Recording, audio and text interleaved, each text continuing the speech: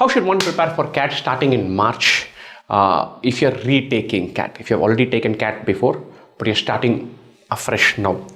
To start with, the retakes of CAT come in different categories. Right? So if you've got below 80th percentile, don't call yourself a retake because your ambition is 97, 98. You've got 80th percentile. From here, you have to more than double your score. It seems like 80th percentile, I'm 4/5 of the journey down. 97 is just there, it's not there. 80th percentile to 97th percentile, the score has to more than double. 97, 98, 99, it has to double. You have to double your score, then you have to go from 30 marks to 65 marks or 35 marks to 80 marks in the exam. It's a giant journey. You cannot be in a position where you say, I have my fundas in place, I'll just tweak a few things, I'll add trigonometry to my thing. I didn't know trigonometry last year, I didn't know functions last year, I learned this, I'll go. It doesn't work like that. Without trigonometry and functions, you can get 98 percentile, 99 percentile in any CAT. So you have to boost up your fundas and have your basics so strongly in place that the speed building comes in and kicks in. So keep that in mind. Don't think that it's a matter of just a few adjustments, especially if your starting percentile is not great. So that is one variable to keep in mind.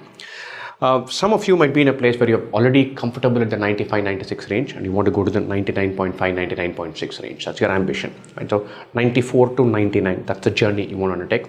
You have to identify whether there is a funda gap in some topics or there's a speed gap. There's likely to be a speed gap. If it's a speed gap, do tons of questions, get into the heads of the people who are explaining the solutions, figure out a way to think along those lines and not just improve your processes. You have to unlearn some things, relearn that and improve speed.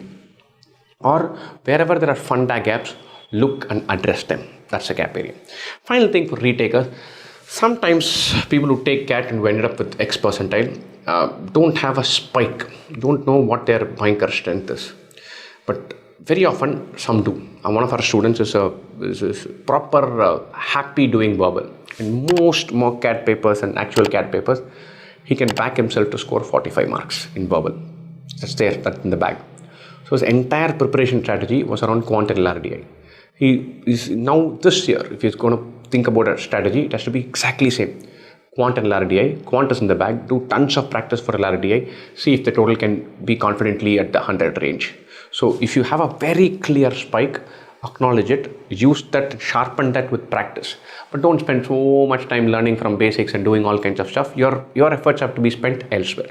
And another theme for retake, most people who take CAT for the first time, the one big gigantic blunder, mistake, horrendous thing that they do not take enough mocks. They don't.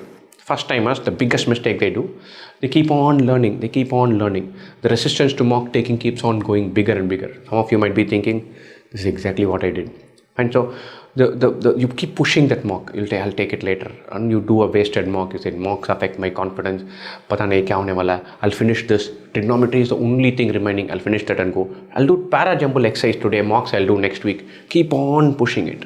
And then end up taking 6 mocks before the exam.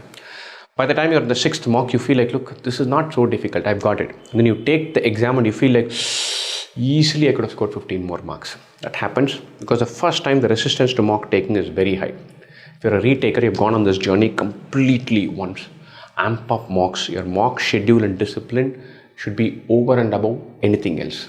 So the advantage you have is you have traversed this path. You know exactly what CAT is.